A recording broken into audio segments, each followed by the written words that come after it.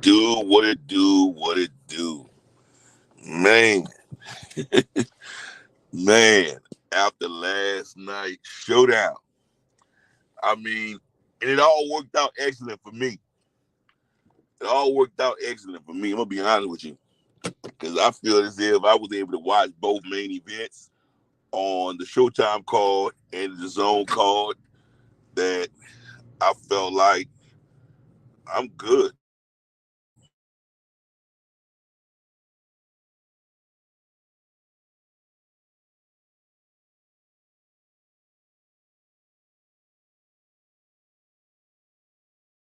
That dude was kind of he's one of those fighters, man, that just he was a veteran, bro, in the game, and it was just hard for Kid Austin to catch him.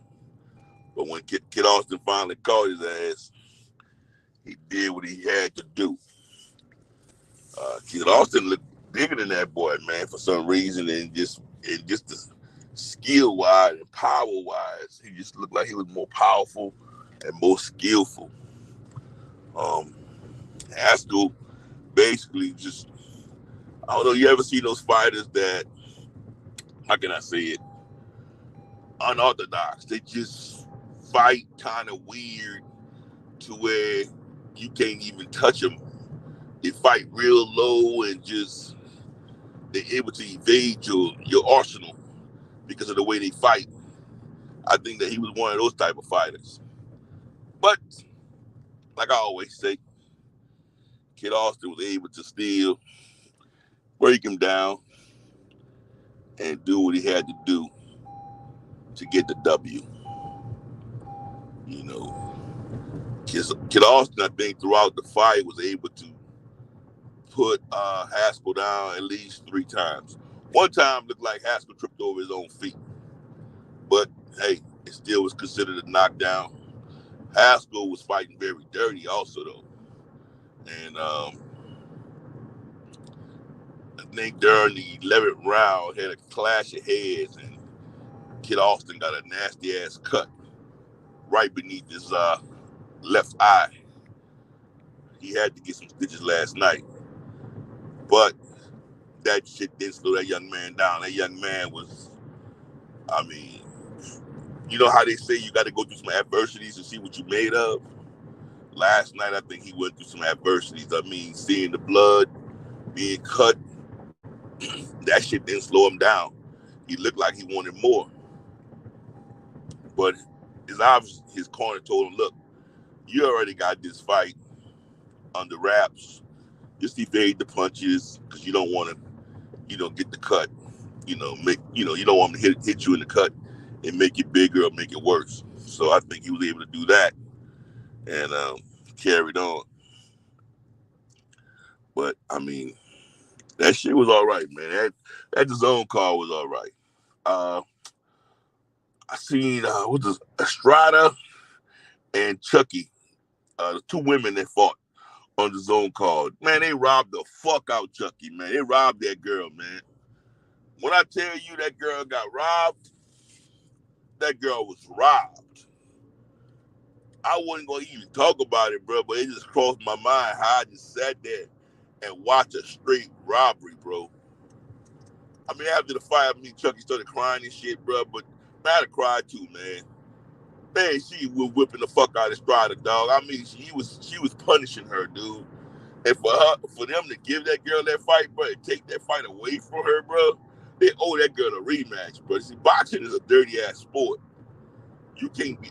That's why it's so hard for me to put my money on boxing, bro. Because if I put my money on a fighter and my fighter really won, but they gave it to your fighter, bro, it's hard for me to pay you, bro. And they go the other way around too. If I was to win and my fighter really lost, man, I wouldn't take your money, dog. I'm being real. I ain't heard for money like that to where I'll fuck over somebody, dog. And that's just how that shit go when it comes to boxing, man. I mean, to see a blatant robbery like that, bro, that hurt my soul to see that shit.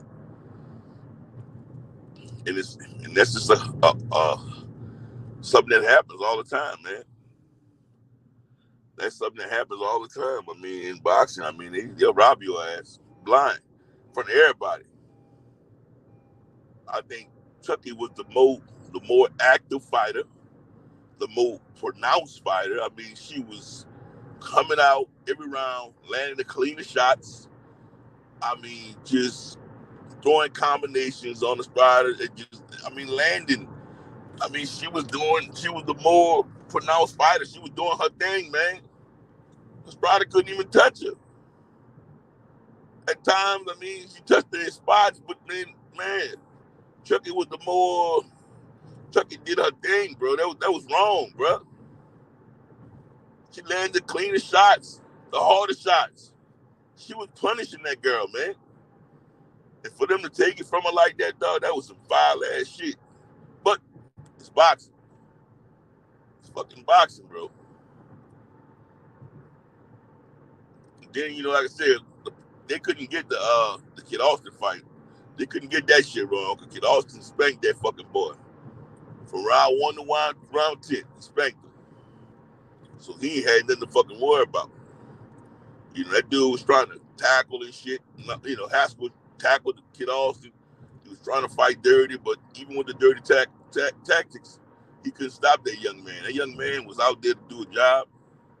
He was out there to put his name out there, and he did what he was supposed to do. He put the whole division on notice. Kid Austin put the whole division on notice, and especially Keyshawn Davis. Keyshawn Davis, he called him out, said, "Hey, you next. I want you." Now, Keyshawn talk all that shit.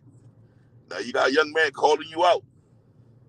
Now, don't be one of those niggas that's out there always capping. Now you got the opportunity to go out there and fight that man. All that talking, all that gibbering, all that. Now you got somebody out there calling you out, steady calling you out. You need to make it happen. Don't go out like Speedy Rashidi. Don't go out like him. And why I say that is because he's talking all that shit about Uriah Ennis. And the next thing you know, he got clipped by Villa. Ellis got clipped by Villa. Don't let somebody else clip you. While that fight is worth anything, you need to go out there and you need to go ahead and fight. Kid Austin. And that's just what it is. And but Kid Austin, man, he's a man, dude, 20 years old, bro. 20 years old, very skillful. Ronnie Shields is in his corner, trained by Ronnie Shields and trained by his father. I think, like I said, I know he's 20. He's not even. Look, the little boy don't even have his man strength yet. 20 years old, and I just think that he's a hell of a fighter. He got a hell of a chin because I've seen him take some nice punches, some nice shots. But he did what he was supposed to do. So as he steps up, he's calling the fighters out. 135 got a whole new set of fighters in there. So as Devin and T.O. and a lot of Ryan Garcia, as they move up and move out, they got a whole new stage of fighters coming in there.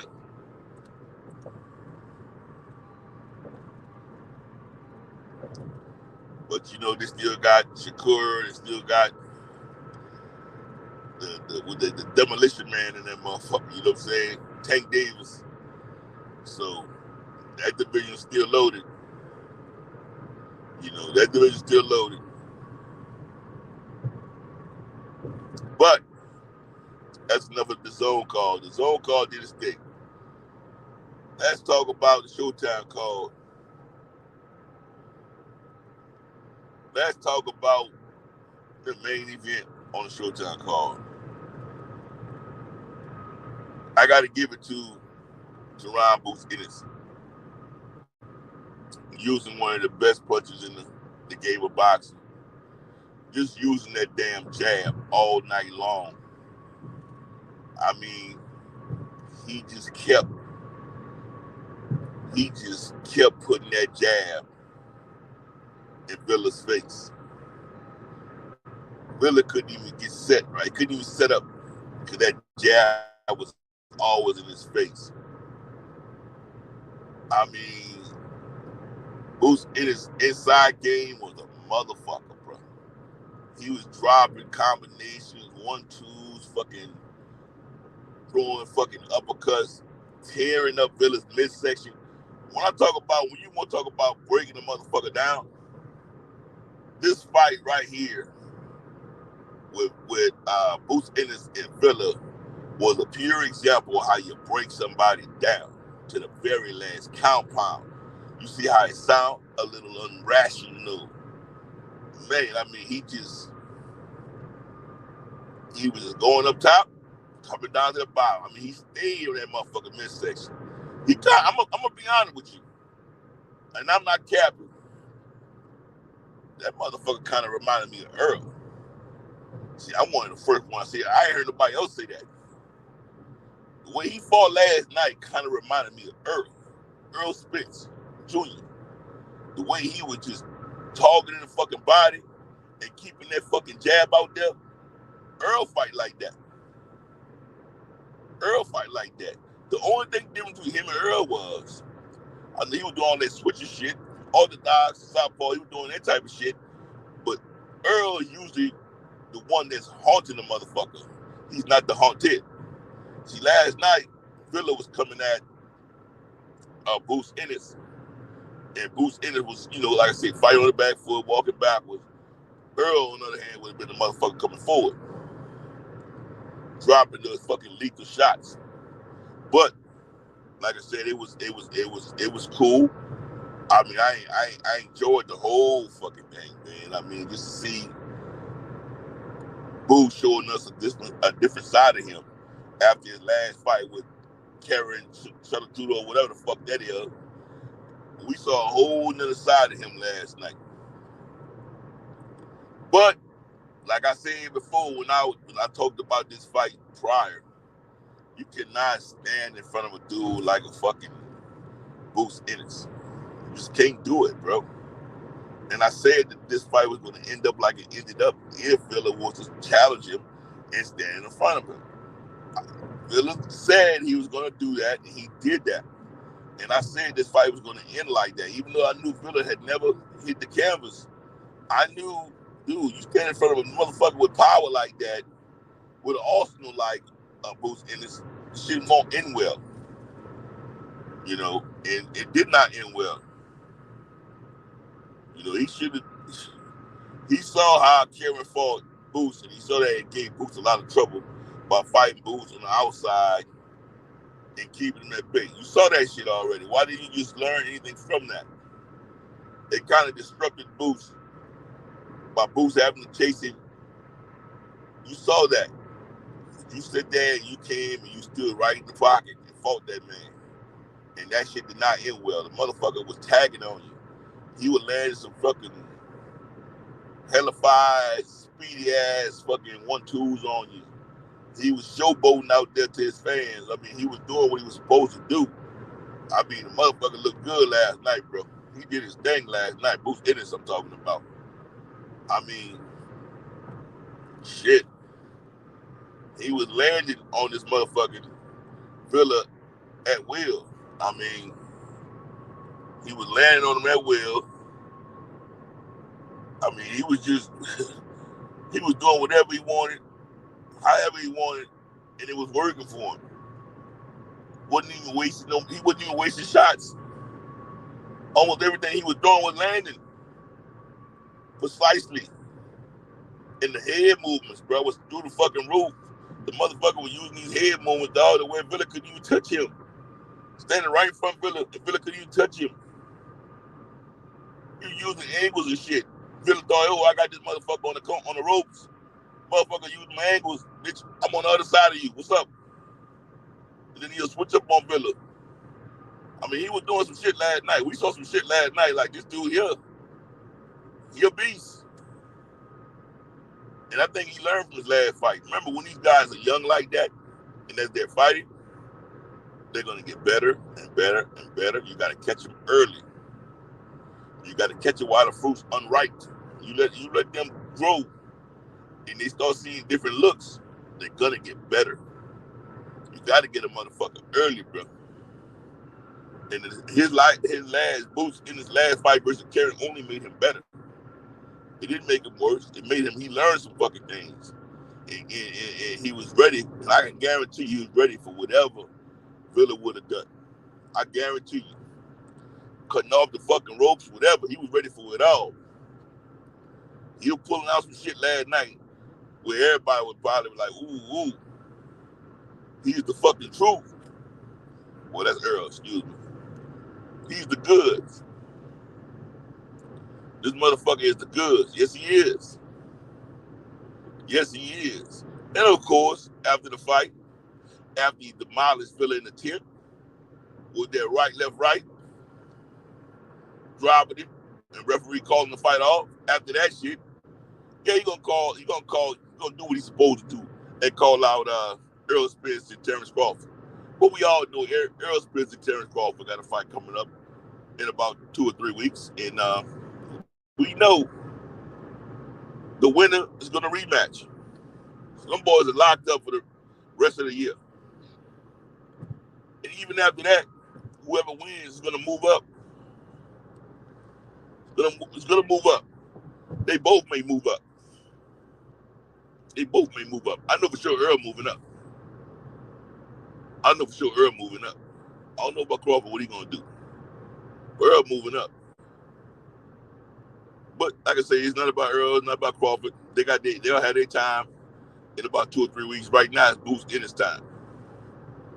This shit right here is all about Boots Ennis and what he did last night and how he wowed, you know what I'm saying, all the fight fans. How he did what he was supposed to do and showed everybody what he's about and listening to his corner and doing it.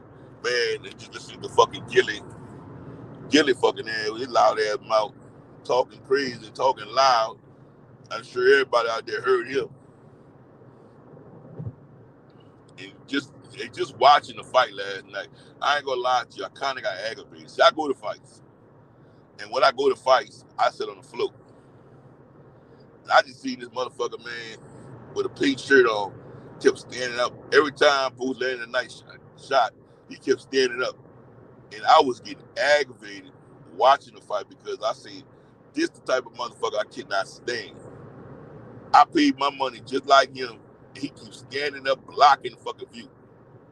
Bro, at concerts, fights, when we on the floor, we all on the same fucking level.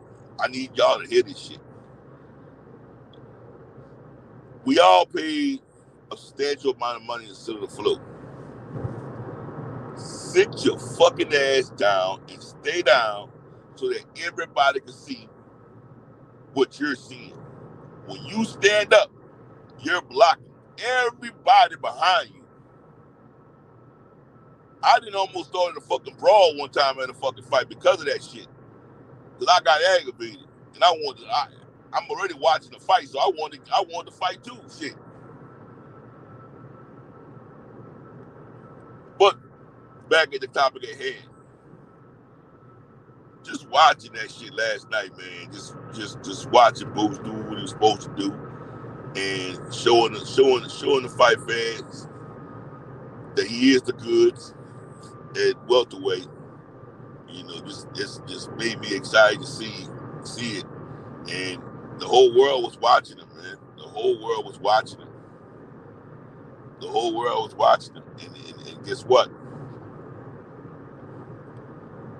Everybody knows that he is the next one up. So what should he do next? That was the biggest question asked last night. It's early July, right? Boots Ennis has to fight again. The question is, who should he fight? Me personally, I think he shouldn't worry about Terrence Crawford, Errol Spence, because we all know that's not going to happen. We already know that he's number one in the IBF.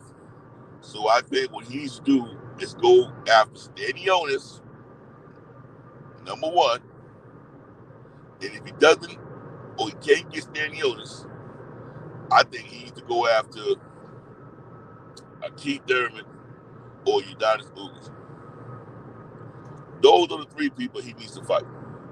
Those are the three fights that I think that we should be trying to look at him fight. I think he did enough on yesterday. I'm sure all the casuals are happy because they seen a stoppage. You know, casuals only look for stoppages. You cannot go to a decision with casuals. They're gonna get highly upset. They don't know about the art of boxing, the art of war. They want to see a drop, motherfucker hit the canvas, or you didn't do a good job. So, and that's just the deal. But last night, you know, the casuals, the boxing enthusiasts, I mean, everybody got what they was looking for, what they wanted to see. I think, me personally, I want to see a different side of Boots, and I think I seen that side. I think for the most part, I knew he had that in him already, right? Because we have already seen a lot of that, and that's why I already said the dude stood in front of him, he was gonna get his issue. But just the defense that he was using, I mean, I cannot speak about him without speaking about his remarkable defense. I mean, the fucking head movements, bro.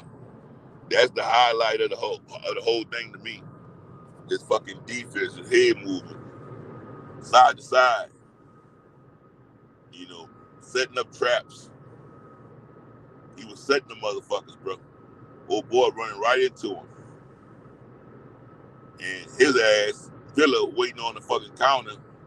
And some of his guys, he was able to counter. He was able to counter. He was able to hit Boots with some nice clean shots. Now, don't get it twisted.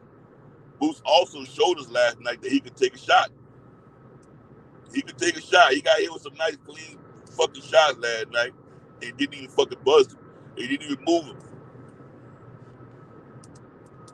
He didn't even move him. So it was a lot of different sides of him that we saw last night. We saw that he had a hell of a defense. We saw that he could not only give it, but he could take it. Pause. We saw his inside game. You know, so we saw a lot of different things, and we saw a lot of good things about him last night that we could say that, you know what, this dude here is definitely the next one up. It's not just all talk, because a lot of times it's just, you know, motherfuckers just, they'll talk their way into some fucking shit about how good this person is. But last night wasn't just talking, it was showing you. And just seeing. You know, it was just really like show and tell type of shit.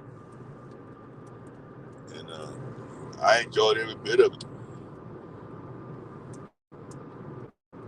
I enjoyed every bit of it, man.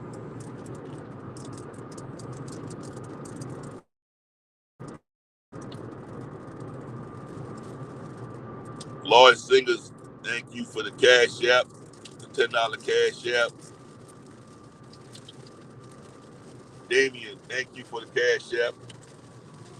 Oh shit, motherfuckers rain out here. All right.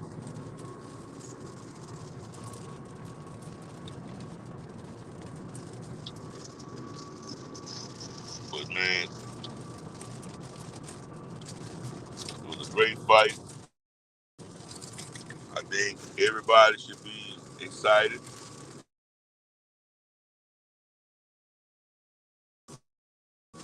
Bruce Ennis. I should have left earlier, bro. Driving in this fucking rain, man. I can't even see where the hell I'm going.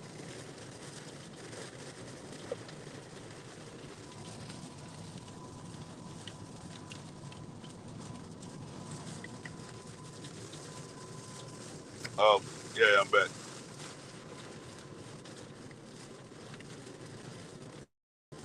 Just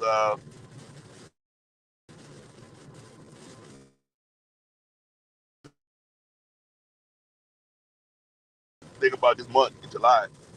every weekend there's a fight. So July was a good weekend. July was a good month, or will be a good month in boxing, especially if your fighters won, the ones that you chose to win. If they won, that makes it even exciting. When my fighters win, it makes it even more exciting for me as a fight fan.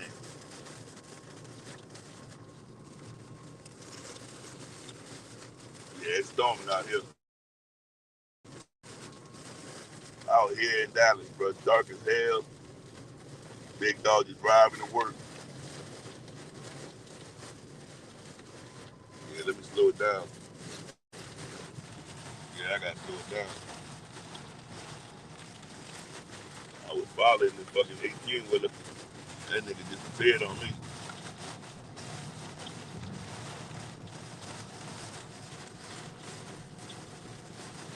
What the hell he went to? Alright, y'all. Let me get the hell off here. Well, thank everybody for coming in. Thank y'all for the cash out. Shit. Big dog driving to work, great night of boxing. Take my hat off the Villa. He did enough. I mean, because he did enough. He did what he was supposed to do. He went out on his fucking shield. He went out on his shield. He ain't quit. So even though he lost, we thank him for taking the challenge and showing up the fight. And as a fight fan, that's all we can ask. With that being said, being boxing news, and I'm out. Peace.